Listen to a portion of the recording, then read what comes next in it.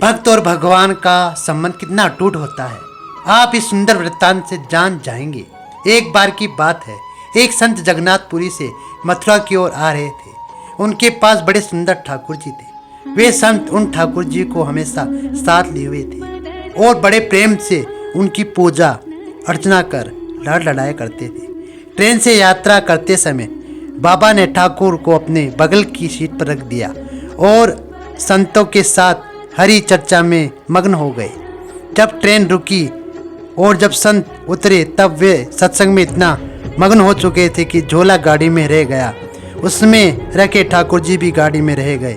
संत सत्संग की मस्ती में भाव में ऐसे बहे कि ठाकुर जी के साथ लेकर आना भूल गए। बहुत देर के बाद उस संत के आश्रम में सब संत पहुँचे और भोजन का प्रसाद पाने का समय आया तो उन्होंने प्रेमी संत ने अपने ठाकुर जी को खोजा और देखा कि हाय हमारे ठाकुर जी तो है ही नहीं। संत बहुत व्याकुल हो गए, वे रोने लगे, परंतु ठाकुर जी मिले ही नहीं। उन्होंने ठाकुर जी के वियोग में अपने अन्न जल लेना स्वीकार नहीं किया। संत बहुत व्याकुल होकर विरह में अपने ठाकुर जी को पुकार कर रोने लगे। तब उनके पास पहचान के संत ने कहा, महाराज मैं आपको बहुत सुंदर चिन्ह से अंकित नए ठाकुर जी दे देता हूँ। परंतु उन संत ने कहा, हम अपने वही ठाकुर चाहिए जिनको हम लाड लड़ाया करते थे। तब एक दूसरे संत ने कहा कि आपने उन्हें कहाँ रखा था? मुझे लगता है कि आप गाड़ी में छोड़ गए होंगे। एक संत बोला। अब कई घंटों निकल गए, उन्होंने गाड़ी में भी बहुत आगे निकल गई होगी। इस पर वे संत बोले, मैं वहाँ जाकर स्टेशन मास्टर से बात करूँगा। सब संत महात्मा जी को लेकर स्टेशन पहुँचे। वहाँ स्टेशन मास्टर से मिले और ठाकुर जी के गुम होने की शिकायत करने लगे। उन्होंने पूछा कि कौन सी गाड़ी में आज आप बैठकर आए थे?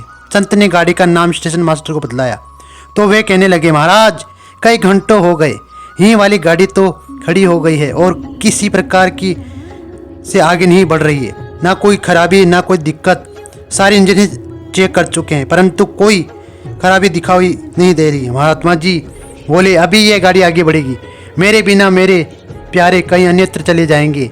वे महात्मा जी ट्रेन के डिब्बे के अंदर गए और ठाकुर जी को वहीं रखा हुआ पाया जहां महात्मा जी ने उन्हें विराजित किया था। अपने ठाकुर जी को महात्मा जी ने गले में लगाया। जैसे वे महात्मा जी उतरे गाड़ी आगे बढ़ने लगी।